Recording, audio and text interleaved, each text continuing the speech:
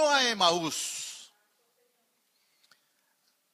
Es muy común a veces que nosotros nos preguntemos ¿qué camino debo seguir? Jesús le dijo bien claro a sus discípulos: yo soy el camino, yo soy la verdad y yo soy la vida. Juan 14:6.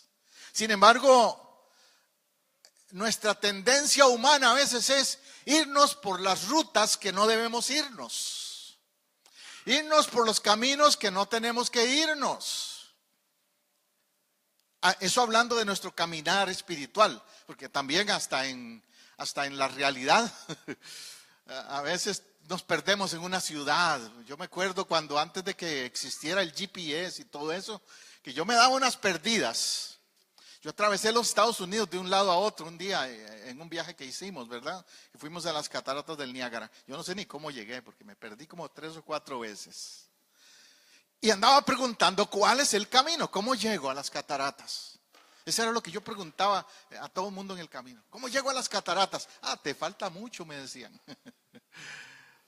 Pero interesante es que a veces en lo espiritual también tomamos rutas, caminos que no son los que debiéramos tomar. Y ese es mi enfoque en este día. Vaya conmigo a Lucas. Lucas es el texto clave. 24, 13 al 35. Dice así: he aquí, 2 de ellos iban el mismo día a una aldea llamada Emaús, que estaba a 70 estadios de Jerusalén. Eso es equivalente a unas 7 millas de Jerusalén. E iban hablando entre sí de todas aquellas cosas que habían acontecido. Y sucedió que mientras hablaban y discutían entre sí, Jesús mismo se acercó y caminaba con ellos. Mas los ojos de ellos estaban velados para que no le conociesen. Y les dijo: ¿qué pláticas son estas que tenéis entre vosotros mientras camináis? ¿Y por qué estáis tristes? Es interesante el diálogo que se da en esa ocasión. Fíjate, dice, 2 de ellos iban el mismo día hacia Emaús. Después nos va a dar el nombre de uno de ellos, pero nos preguntamos quiénes eran estos y por qué iban juntos y dónde estaban los otros discípulos y por qué iban a Emaús cuando todo lo que estaba aconteciendo era en Jerusalén. Y ellos iban hablando precisamente de todo eso. De hecho, dice ahí que iban discutiendo entre sí. Y según mis estudios esta semana preparando este sermón, el término discutir ahí era que literalmente estaban argumentando entre ellos, como peleando en cierta manera. No, que es culpa nuestra, que si hubiéramos ayudado más a Jesús no hubiera pasado esto. Nadie le ayudó. Mira, fue aquel cirineo le ayudó a llevar la cruz. ¿Se acuerda que hablé de eso? ¿Y dónde estaba Pedro? ¿Y dónde estaba Felipe? ¿Y dónde estaban todos los demás? Iban discutiendo. E iban desanimados. De hecho, Jesús les pregunta: ¿por qué están tristes? Iban tristes. Estaban en un punto bajo en su caminar. Eso nos debe hacer pensar a nosotros. Si en algún momento también nosotros caminamos con la cabeza baja en la vida y nos olvidamos de que Él vive y que Él tiene poder. Porque eso es lo que había pasado. Jesús les había dicho que Él iba a resucitar, que no se preocuparan, pero ellos seguían tristes, desanimados. No habían comprendido que se iba a cumplir la promesa que Jesús había hecho. Entonces, imaginémonos el estado de ánimo de ellos camino a Emaús. Desanimados, sin querer seguir adelante, defraudados hasta cierto punto, pensaban ellos. Nos quedó mal Jesús, nos quedó mal. Ya es el 3er día y no hemos visto que se aparezca por ahí. Nos defraudó. Y seguro dijeron: ya no hay nada que hacer aquí en Jerusalén, vámonos de aquí. Mejor vámonos. Wow, eso me hace pensar que a veces nosotros podemos tener esa misma actitud, esa misma tendencia de decir, ya se acabó todo, vámonos a otra ciudad, vámonos de aquí, de esta iglesia, de este lugar, porque no hay lo que esperábamos, nos fallaron. Bueno, uno de ellos, de quien se da el nombre, Cleofas, respondió lo siguiente: ¿eres tú el único forastero en Jerusalén que no se ha sabido las cosas que han acontecido en estos días? Wow, él como diciendo, ¿qué le pasa a este hombre? Como cuando oímos las noticias, ¿verdad? Aquí en la televisión, en la radio, de algo que pasó y uno piensa que todo el mundo lo sabe.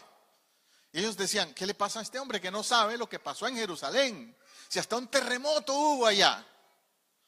Y mataron a Jesús. Jesús, como quiera, como que se hace como que no sabe. Porque él sabe bien, lógico. Y les dice, ¿qué cosas? Y ellos le dijeron, de Jesús Nazareno. Vea lo que ellos declaran. De Jesús Nazareno, que fue varón profeta, poderoso en obra y en palabra delante de Dios y de todo el pueblo. ¿Qué cosa? No, lo que es que a veces la gente puede saber de memoria, saberse versículos, todo lo puedo en Cristo que me fortalece. ¿Se lo sabe de memoria? Filipenses 4:13. Pero cuando le vienen los problemas a la vida, no lo aplican. Amén. Eso es lo que les pasaba. Sabían bien que Jesús era como poderoso en palabra delante de Dios y de todo el pueblo, pero estaban como tristes y desanimados. Luego dice el verso 20, cómo lo entregaron a los sacerdotes y nuestros gobernantes a sentencia de muerte y le crucificaron. Y ahí está el pero nosotros, ¿qué esperábamos? Que Él era el que había de venir a redimir a Israel. O sea, ellos tenían una expectativa de Jesús como el Redentor. Quizás ellos tenían la expectativa que muchos tenían, de que Jesús iba a ser una especie de Alejandro Magno, ese tipo de Mesías, un guerrero fuerte que iba a derrotar a los romanos. Pero no, fue un cordero manso que se dejó crucificar, que dio su vida, la entregó, no se la quitaron, Él la dio. Y esa era su estrategia de batalla y no entendían cómo era eso. Que a través de la mansedumbre pudiera vencerse al poderoso Roma, o a través de la mansedumbre mucho menos les cruzó en la mente que a través de esa actitud de cordero se pudiera vencer al mal, al maligno, a Satanás. Y todavía dicen, y hoy ya es el tercer día que esto ha acontecido, como diciendo, no se cumplió. Usted será, o yo hemos fallado, también yo, de esas personas que a veces le decimos a Dios, Dios, te pongo esta señal, tal día, tal fecha o tal situación, te pongo esta señal. Y llega el momento, el día o el evento que pensamos que iba a ser la especie de señal y no vemos nada. Y decimos, no, ya no, me defraudó Dios o yo oré mal, no sé qué pasó. Se nos olvida que Dios es un Dios experimentado en hacer las cosas en su tiempo, no en el mío. Pero que cuando Él da momentos, en el griego se llaman kairos, los kairos de Dios, los momentos de Dios, Él lo va a hacer. Él lo va a hacer. Una frase que he leído en estos días en las redes sociales dice, que muchos cristianos han posteado por ahí, que dice, Jesús dijo que resucitaría y resucitó. Jesús dijo que volvería y volverá. Es decir, cuando Él dice algo, decimos en mi país, póngale la firma, así va a ser. Es promesa de Dios. Pero estos discípulos estaban con esa incertidumbre, por lo menos en la carne, como seres humanos, estaban dudando. Jesús los regaña, por decir así los regaña, de verdad. No, Jesús era muy firme y muy fuerte a veces con la gente. No se andaba por las ramas para decirle a la gente las cosas, y a estos discípulos también. Dice verso 22 en adelante: aunque también nos han asombrado unas mujeres de entre nosotros, las que antes del día fueron al sepulcro y como no hallaron su cuerpo, vinieron diciendo que también habían visto visión de ángeles. Ellas, fíjate, aquí ellos están hablando de lo que vieron ellas. A mí siempre me ha llamado la atención que dicen que las mujeres son como más susceptibles a lo espiritual, y como que parece que sí. Dicen amén las hermanas. Porque estos estaban ahí tercos todavía, pero las mujeres les dijeron: hemos visto ángeles, y esos ángeles nos dijeron que Él vive. Ellas lo tenían claro. Y luego verso 24: fueron algunos de los nuestros al sepulcro y hallaron como las mujeres le habían dicho. Seguro pensaron, como casi siempre nosotros los hombres, que cuando las mujeres nos dicen algo, no, estas mujeres son bien exageradas. Vamos a ver por nosotros mismos. Y fueron, ¿y qué pasó? Cierto, no estaba en el sepulcro. Entonces Él les dijo, ahí donde les da la regañadita, que a veces el Señor nos da regañaditas. ¿Cuántos quieren que Él los regañe hoy? No escuché amén, pero a veces Él nos da regañaditas. Y les dice: oh insensatos, tardos de corazón, para creer todo lo que los profetas han dicho. Como decía el hermano Gigi Ávila, cabezones. Así somos. Y estos discípulos estaban con esa actitud. Ya se les había dicho, pero estaban tercos. No, hasta que lo veamos frente a frente. Insensatos, tardos de corazón. ¿No lo dicen quiénes? Los profetas. Jesús varias veces declaró, en muchas ocasiones lo afirmó, que la Escritura habla de Él. ¿Te quieres saber de Jesús? Lea la misma palabra, porque en ella se revela Él. Y los profetas lo han dicho. Él murió cumpliendo más de 300 profecías. ¿Sabía eso? Más de 300 profecías se cumplieron en la vida de Jesús, que es una de las evidencias irrefutables de su realidad, de su verdad como un ser divino, no común, divino. Verso 26 dice: ¿no era necesario que el Cristo padeciera estas cosas y que entrara en su gloria? Que dice que era necesario. Pero ellos no entendían esa parte. Ellos querían la salvación fácil, la victoria fácil. ¿No nos pasa a nosotros lo mismo a veces? Queremos la gloria sin la batalla. Y Jesús pasó la batalla, pasó el Getsemaní y dijo: hágase tu voluntad, Señor, no la mía. Y pasó el Calvario, y ahora entonces puede entrar a la gloria. Puede entrar a la gloria. ¿Te quiere la gloria? Vaya al Getsemaní. Busque el Getsemaní también. Es decir, sométase, humíllese y dispóngase a que se haga la voluntad de Dios en su vida también.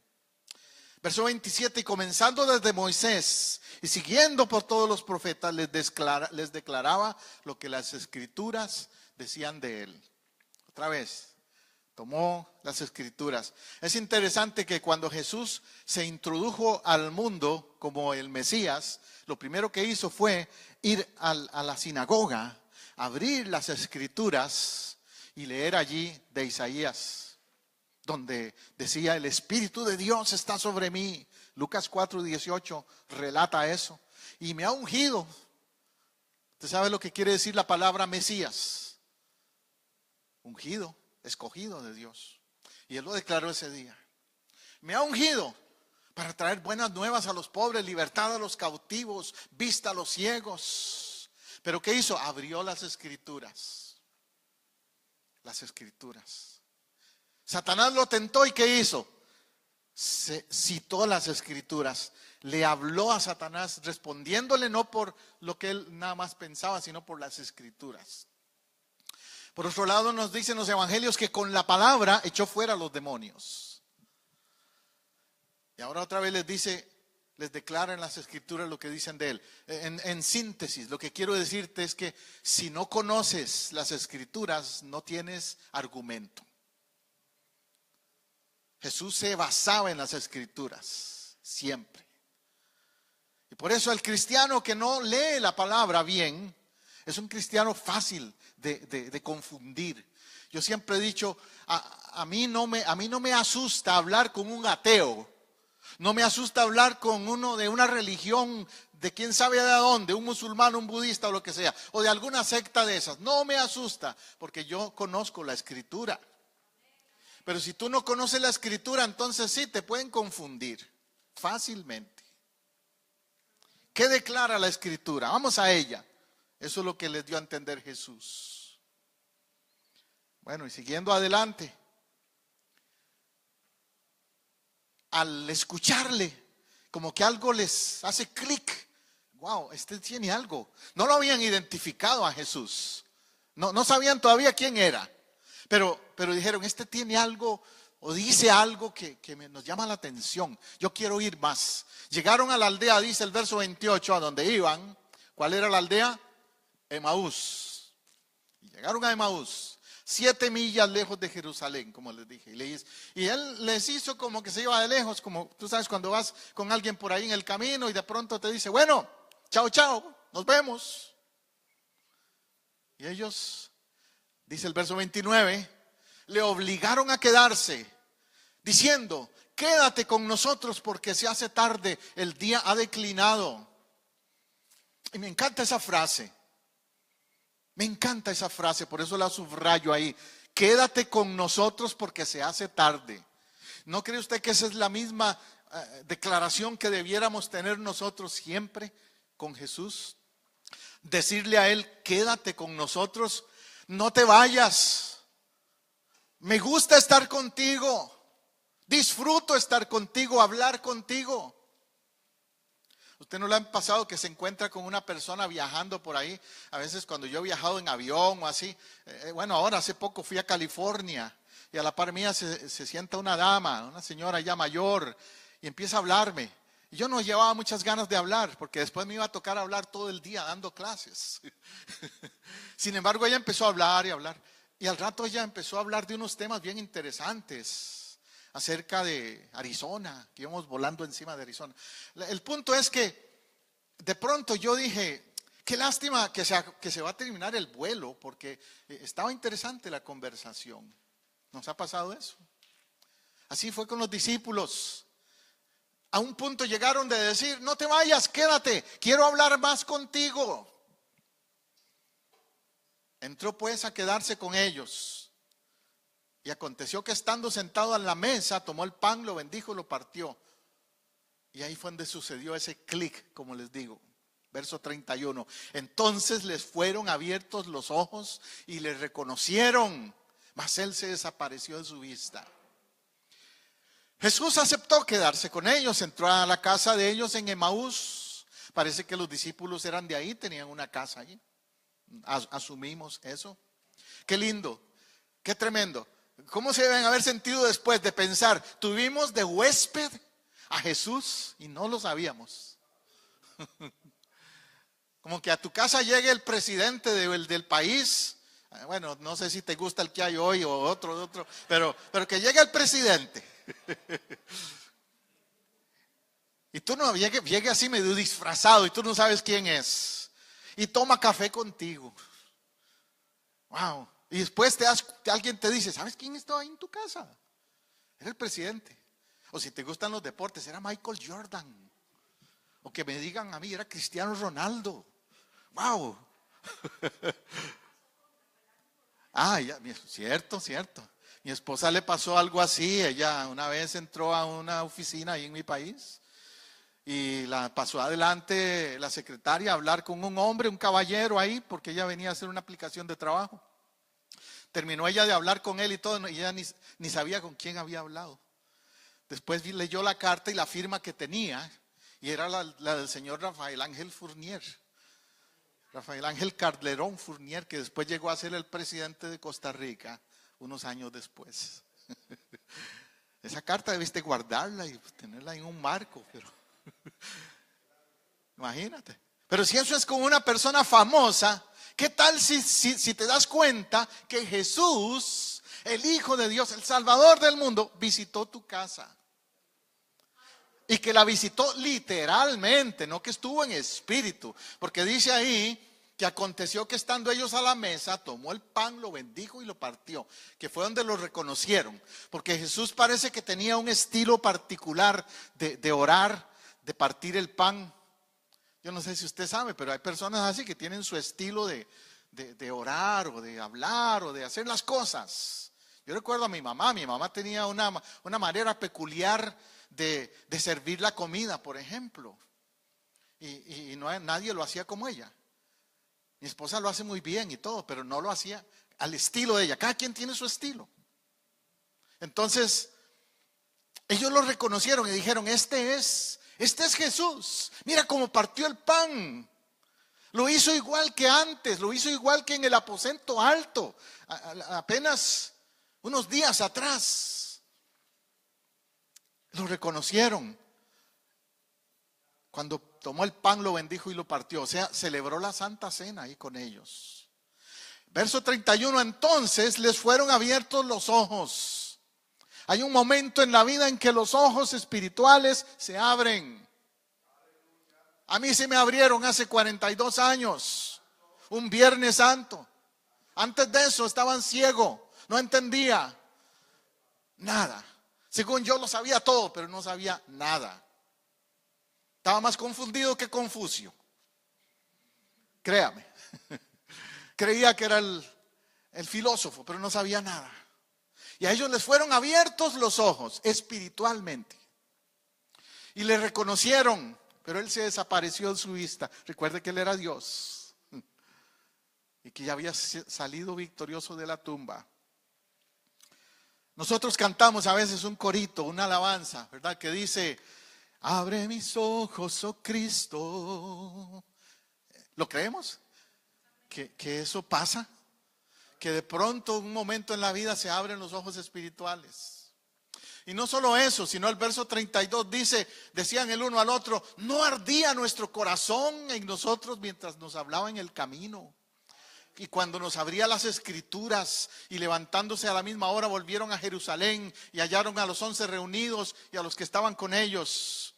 Pero fíjate, me llama mucho la atención esa declaración que dice, o ese cuestionamiento, no ardía nuestro corazón en nosotros cuando nos hablaba en el camino.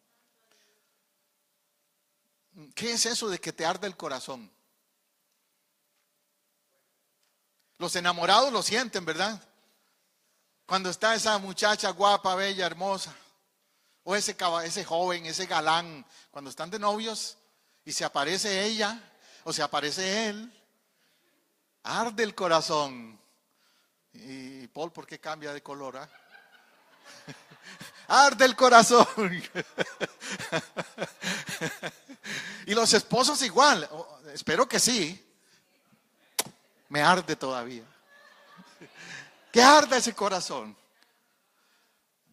Arder del corazón quiere decir me apasiona, me apasiona. Y eso es lo que sintieron ellos, que les apasionaba estar con él, con Jesús. Les ardía el corazón, les sentían un fuego interior. Es interesante que la palabra de Dios en muchas ocasiones habla del fuego, del sentido del fuego como en simbología de lo que es estar avivado, avivamiento. Ojalá que no deje de arderte el corazón por Jesús. Amén. Que siga ardiendo tu corazón por Jesús. Cuando han habido momentos en mi vida en que he sentido mi corazón frío o tibio por las cosas de Dios, he decidido encerrarme, buscarme o hacerme un retiro y pedirle a Dios, Dios, ¿qué pasa en mí? Necesito que arda mi corazón de nuevo, como el comienzo, como al principio, que se mantenga ardiendo mi corazón por ti. Y eso fue lo que ellos sintieron en ese momento. Y volvieron a Jerusalén, no se quedaron en Emaús. Recuerde que habían salido hacia Emaús huyendo de Jerusalén. Pero al tocarles el Señor su corazón, decidieron volver. ¿Y qué dice el verso 34? ¿A qué volvieron a Jerusalén? A decirle a todos: ha resucitado el Señor verdaderamente. A declararlo.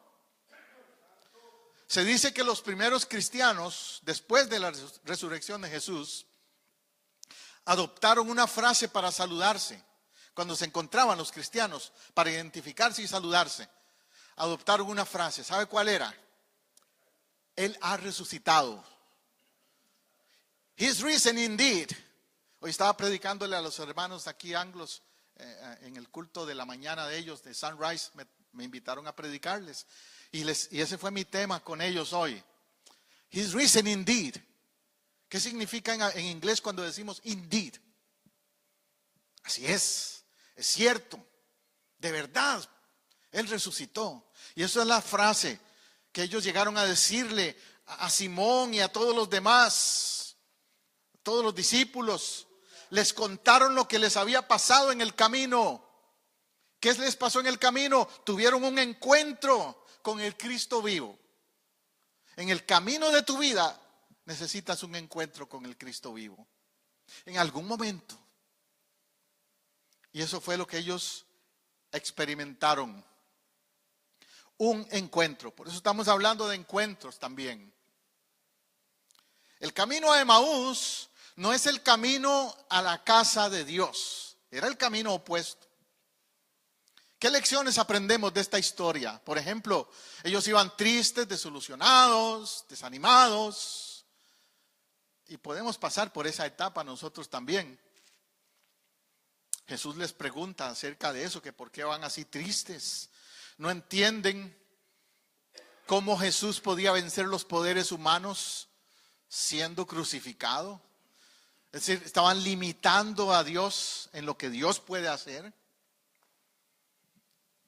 Por eso se desanimaron. Cuando tú miras lo terrenal, es cuando caes. Como Pedro cuando Jesús le dice, camina en el mar. Mientras tenía su mirada puesta en Jesús, caminó encima del mar, del agua. Cuando miró el mar, cuando miró hacia abajo, empezó a hundirse. Hay que poner la mirada en Él, siempre, siempre. No desanimarse, sino afirmarse. Desanimarse, no, animarse o afirmarse. Estar, como dicen ustedes los boricuas, ¿cómo es que dicen? Bien afincados, ¿verdad? Afincados, fuertes en lo que Él dijo, no lo que mis emociones dicen.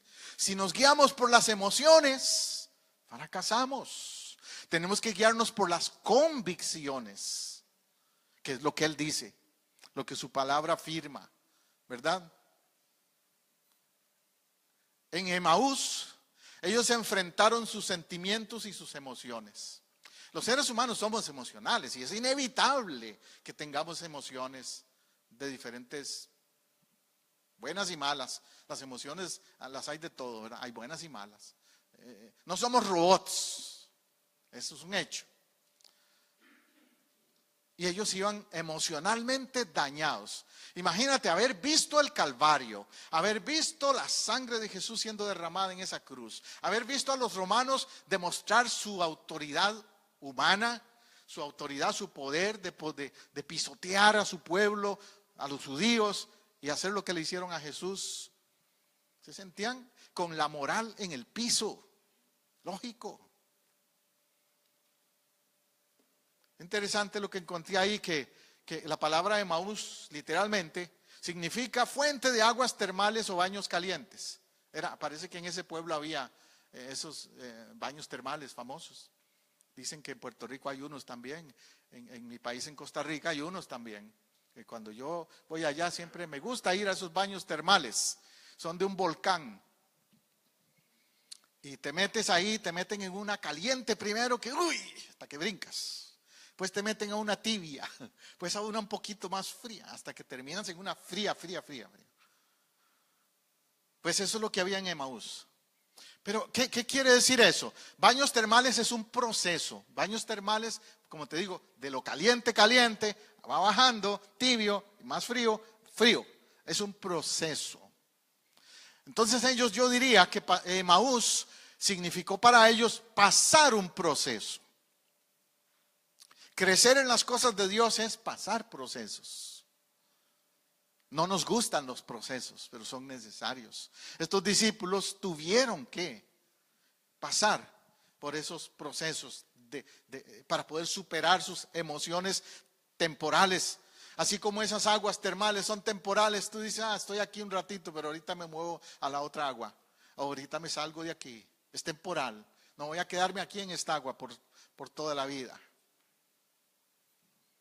¿Cómo aplicamos eso a nuestras situaciones? Nosotros caminamos a Emaús también. Vamos en la ruta a Emaús también a veces. ¿Cuándo? Cuando perdemos esperanza y ánimo. Cuando usted esté desanimado, diga, wow, estoy en la ruta de Emaús. Estoy como aquellos discípulos.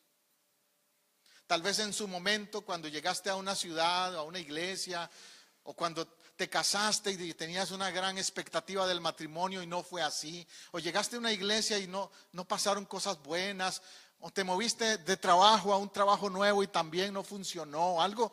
Cuando las cosas no salen como esperábamos, tenemos la tendencia a desanimarnos y tomar la ruta de Emaús. Decimos, mi esposo iba a cambiar, no cambió, mis hijos siguen mal, rebeldes, con malas amistades. La ruta de Emaús es la ruta del desánimo, para decirlo en conclusión. Y necesitamos devolvernos de Emaús entonces, volver a Jerusalén, que fue lo que a los discípulos les tocó hacer, volver a Jerusalén.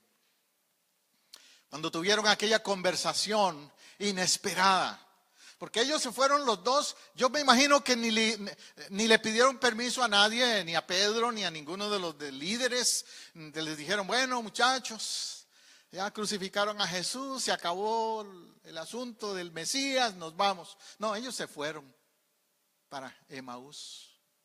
No esperaban esa conversación que les tocó llevar en el camino. Y es interesante que por qué Jesús seleccionó a ciertas personas. Bueno, se le apareció a las mujeres. Benditas son siempre por eso. Fueron las primeras que vieron a Jesús. Y después de las mujeres, a estos dos son los que siguieron, que se les apareció. Se les aparece en el camino cuando menos lo pensaban. Porque así es Jesús. Él se va a aparecer en el camino de tu vida cuando menos lo piensas. Y se pone a conversar y les hace esa pregunta, la gran pregunta de esa historia. ¿Qué pláticas son estas que tenéis mientras camináis y por qué estáis tristes? Yo te quiero dejar esa pregunta. Si estás triste hoy, si estás desanimado, si hay situaciones duras en tu vida, Jesús te pregunta igual. ¿Por qué estáis tristes? Dios quiere quitar la tristeza de tu vida. Hay un canto que entonamos porque se basa en los principios de la palabra de Dios que dice que Él cambió mi lamento en baile, que Él se llevó mi tristeza. ¿Quieres que Él se lleve tu tristeza? Yo no sé qué cosa puede estarte causando tristeza hoy, pero Jesús vino a ese lugar, se encontró con estos dos y les quitó la tristeza. Imagínate. Eso es lo que Él hace cuando viene a la vida de alguien. Puede que en estos días usted esté o conozcas a alguien, si no eres tú, tal vez conozcas a alguien que esté en la ruta de Emaús, en la ruta del desánimo, del alejamiento, del dejar a sus hermanos y tomar el camino opuesto. Porque estos discípulos son como mucha gente hoy día que si algo no va bien, se alejan de todo. Ya quieren tirar la toalla en todo. Si es un asunto matrimonial, romper el matrimonio. Si es que en el trabajo las cosas no andan bien, renunciar e irse. Y si es en la iglesia, que también pasa, si algo sucede en la iglesia que no les gusta, también irse. Coger la ruta de Emaús y alejarse. Eso es lo que estaban haciendo. Pero Jesús se aparece en el camino para decirle, no se trata de escapar. Es fácil escapar, la ruta del escapismo es la más fácil, ¿verdad? La ruta de confrontar no es la fácil. Volver a Jerusalén, ¿qué implicaba? Confrontar lo que había pasado ahí. Pero ellos no querían eso. Querían el camino a Emaús, alejarse de Jerusalén. No querían nada que ver con lo que había sucedido en ese día en Jerusalén. Es lo segundo que sucede en Emaús. Cristo abre los ojos de ellos cuando les explica las Escrituras, les abre el entendimiento y le reconocen y dicen, no ardía nuestro corazón. Un cambio radical ahora. Hay tantos en el pueblo de hoy que necesitan ese cambio radical, ¿verdad? Es que necesitan que Jesús se les aparezca en el camino y les abra los ojos, se conviertan.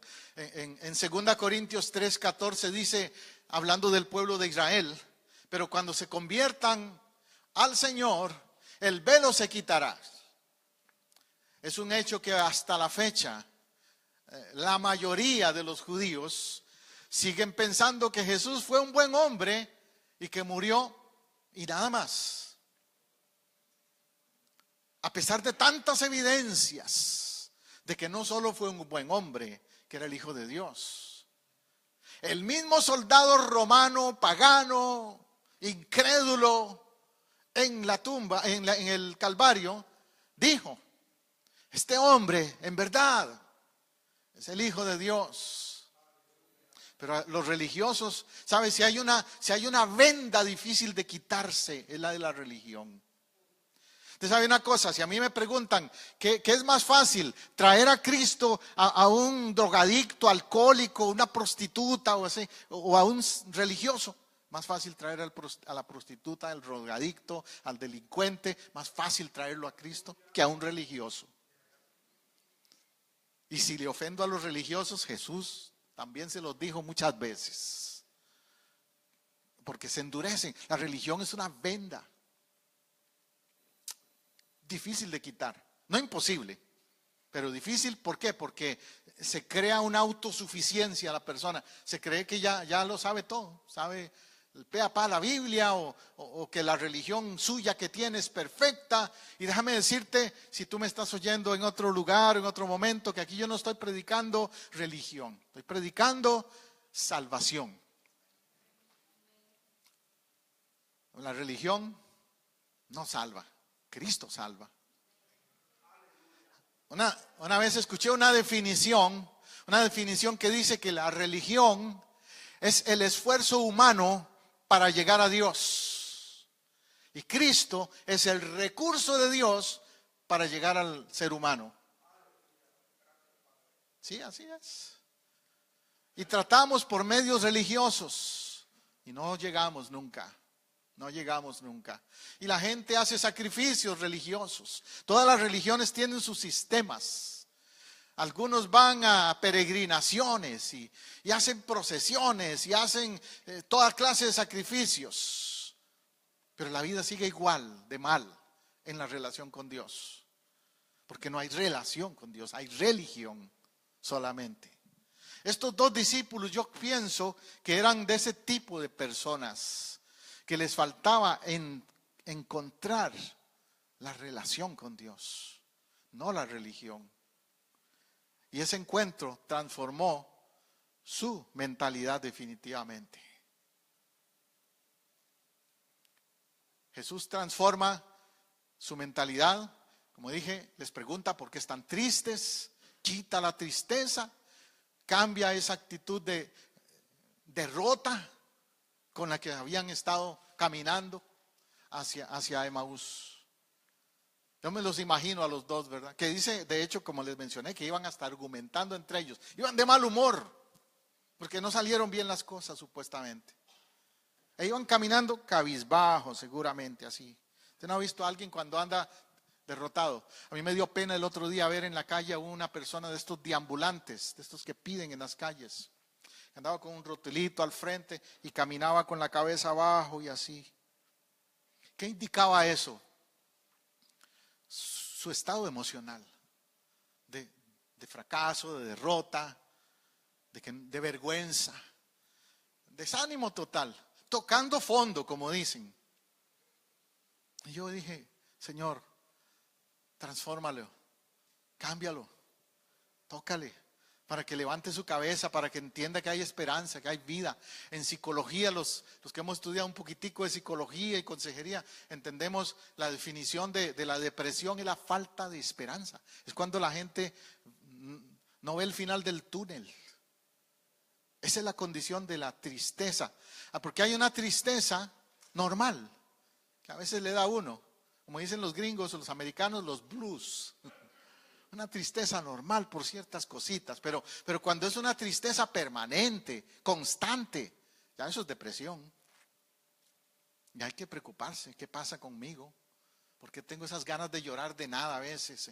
No sé si le estoy hablando a alguien en ese sentido, pero Dios quiere darte gozo, quitar tu tristeza en el día de hoy. La otra frase clave que les mencioné y quiero reforzarla es como ellos le dicen: quédate con nosotros, no te vayas. Jesús puede pasar en la vida de alguien, pasar inadvertido, pero no quedarse. ¿Cuándo es que Jesús se queda? Cuando lo invitas. ¿Qué dice Apocalipsis 3:20? ¿Sabes? He aquí, yo estoy a la puerta y llamo. Si alguno oye mi voz y abre la puerta, entraré a él y cenaré con él o ella o él conmigo. ¿Cuándo sucede eso? Cuando le abres la puerta. Cuando le abres la puerta. Cuando le dices: quédate con nosotros. Vive conmigo, Jesús. Vive conmigo. No solo temporalmente. Quédate. Eso significa hacerle una invitación. Invítalo a entrar a tu casa. A Jesús lo invitaron ellos. Es más, el texto dice, interesante, dice que lo obligaron a quedarse. Es como cuando alguien te dice por ahí: mira, quiero que vengas a mi casa. Tenés que venir a mi casa a comer conmigo, con mi familia. Y tú le dices: no, no hay peros que valgan.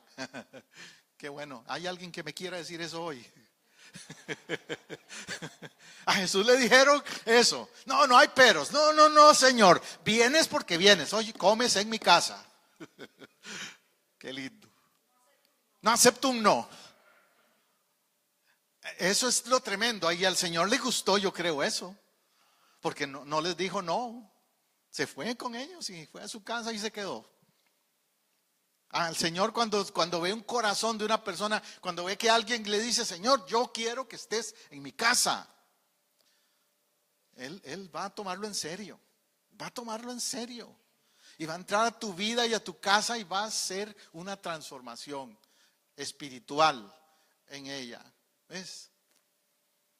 Pero puede que alguien camine al lado de alguien como la persona que no ha reconocido, hasta que llegue un momento en que lo identifique. La lección es: no dejes que él siga su camino y te quedes atrás. Cuando alguien llegue al cielo, la contraseña para entrar al cielo no va a ser de cuál religión eres, porque ya le dije, la religión no salva. La contraseña va a ser cómo reaccionaste a la invitación de caminar con Jesús y recibirle en tu vida. Esa es la contraseña. ¿Quién es Jesús? ¿Y quién es Él en tu vida? Y has caminado con Él. Y lo invitaste a tu casa, a tu vida. No permitas que se haga tarde. Ellos le dicen al Señor: quédate porque se hace tarde. A veces la gente espera demasiado para tomar decisiones. Tenemos que decidir hoy. Hoy es un buen día para invitarle a Él a entrar a tu casa, a entrar a tu vida. Si no lo has hecho, si has estado titubeando, hoy es un buen día para que Él entre a tu casa. Esa es la conclusión a la que quiero dejarte. Ellos les abrieron los ojos, reconocieron al Señor, le dijeron, quédate, entra a nuestra casa. ¿Quieres hacerlo hoy? Espero que sí. Hay gente que nos está viendo en vivo en el internet. Y a ti te digo, si nos has estado viendo el día de hoy, para un momentito lo que estés haciendo ahí, para que hagas una oración de entrega al Señor y para que le invites, para que te preguntes, si yo fuera uno de esos dos que caminaron con Jesús al lado, hubiera aprovechado el tiempo bien con Él. Fíjate, caminaron 7 millas con Jesús. ¿Cuánta conversación pudieron haber tenido en 7 millas de camino? Muchas preguntas yo hubiera hecho si fuera yo. Y al final cayeron a cuenta de quién era. Si tú has vivido una vida en la que Jesús no ha sido el Dios verdadero, el que vive, hoy es tu momento de decidir entonces. Así que ahí donde estás puedes hacer esa oración conmigo. Y si aquí ustedes, hermanos y hermanas que están presentes, tampoco han sentido claridad, si sus ojos no se han abierto en alguna manera, también hoy es un buen día para permitir que Él entre a tu casa, entre a tu vida. O si han estado como los discípulos, tal vez usted es un creyente, ellos eran creyentes, Cleofas y el otro eran creyentes, pero entraron en un momento de desánimo, eso fue todo. Perdieron la visión por un rato y por eso se fueron para Emaús. Y si eso te ha pasado a ti, si has entrado en un momento de desánimo, aquí yo te invito a venir al altar en este día para orar por ti. Yo te invito a venir, no te quedes ahí, pasa aquí al altar, porque hoy es un buen día para decirle, Señor, entra, quédate conmigo, abre mis ojos para entender lo que tú quieres hacer con mi vida, para caminar contigo siempre. Está abierta esa invitación ahora, díselo a Él, ora conmigo. Señor Jesús, abre mis ojos.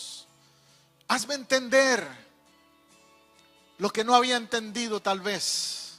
Si han habido cuestionamientos, dudas en mí, desaparécelas.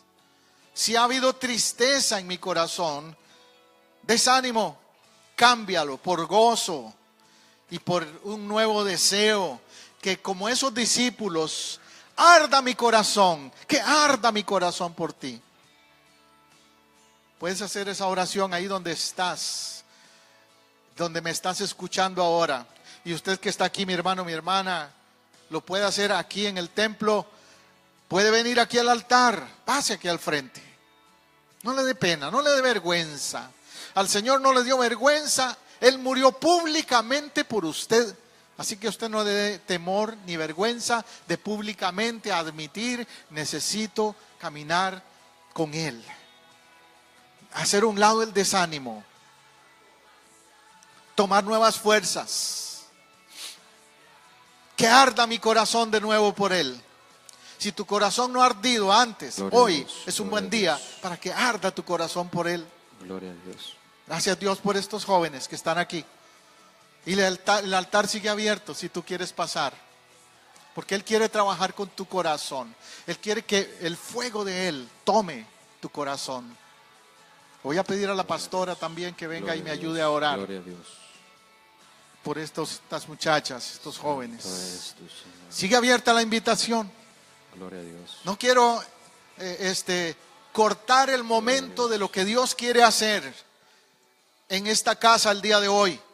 Yo sé que Él quiere hacer algo con tu vida y no quiero que te vayas de aquí sin recibir ese toque de Dios. No es que yo lo tenga, yo no tengo ningún poder, pero el Espíritu Santo sí tiene ese poder. Y Jesús no está físicamente, pero Él vive y Él está en espíritu en medio de nosotros. Y Él toca las vidas ayer igual que hoy. Hazlo, Señor. Toca a estas jóvenes, toca a este joven, estos hombres, mujeres que están pasando aquí al altar en este día para recibir ese fuego, para que ardan sus corazones de nuevo como aquellos discípulos. Y tú que has pasado aquí o me estás escuchando, con tus propias palabras di: Señor Jesús, tómame de nuevo, dame ánimo, fortaléceme, ayúdame a devolverme de Emaús a Jerusalén, es decir, de volver a la casa, de volver a tu camino, no escaparme, no huir, no irme de tu camino, volver a tu camino. Hazlo ahora mismo, o dilo como lo sientas, porque una oración que Él oye es la oración que sale de tu corazón. Nosotros solo te invitamos para que tú abras tu boca. Santo eres, Señor. Oh, Santo Espíritu, Santo Espíritu, provoca ahora mismo un ardor en el corazón de estas personas, aquí en el altar, en las bancas, en los lugares donde nos estén viendo, en el internet también, en otros medios. Provoca, Espíritu Santo, un arder, un fuego, una pasión nueva por ti, Señor. Oh, abre los ojos de los que en alguna manera han estado velados o no han entendido plenamente tu plan, tu propósito. Abre sus ojos para que entiendan lo que tú quieres en sus vidas.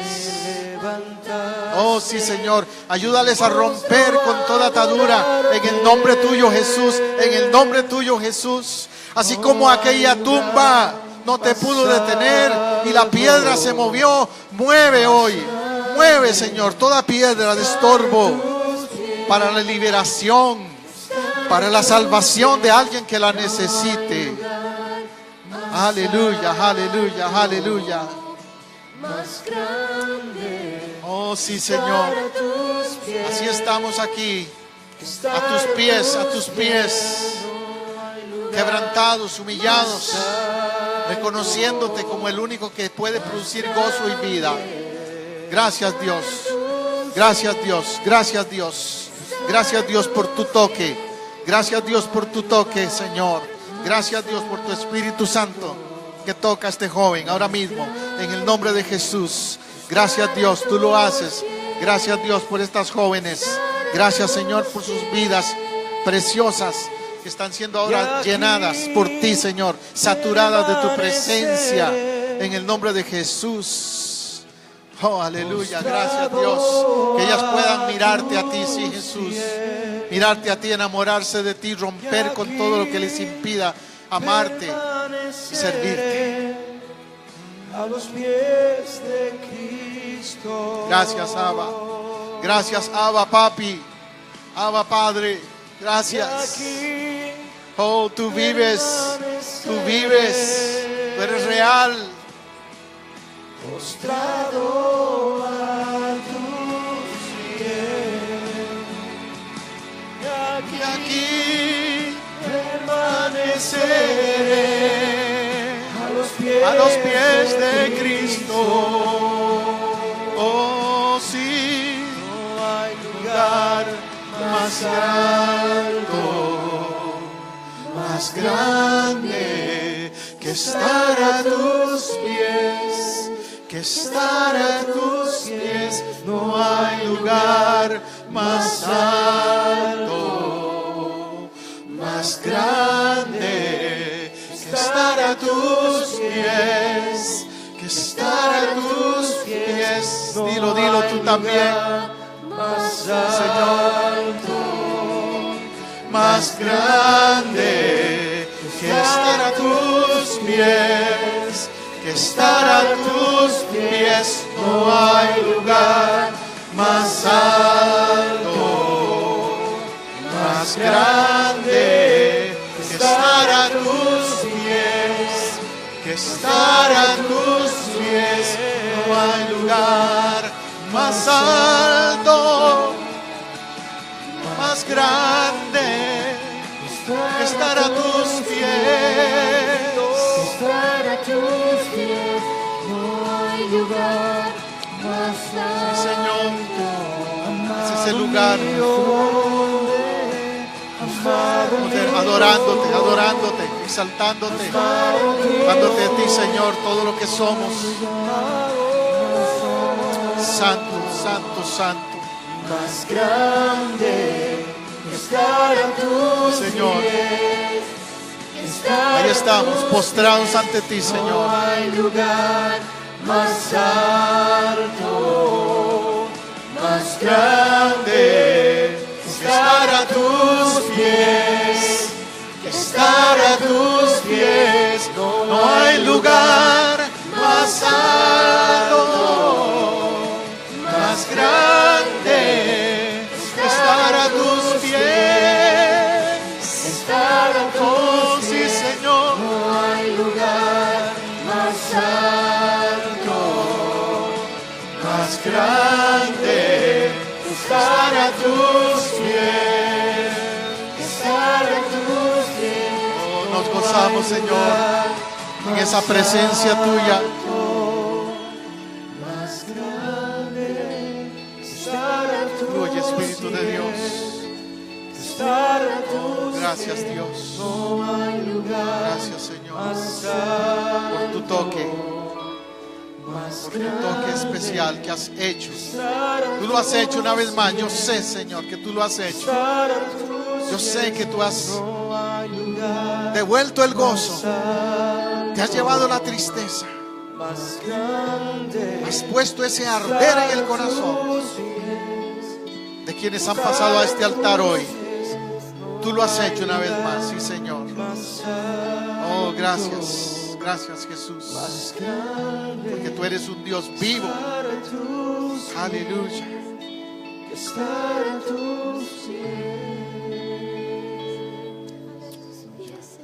Aleluya. Dele gracias a Él con un aplauso, con un aplauso.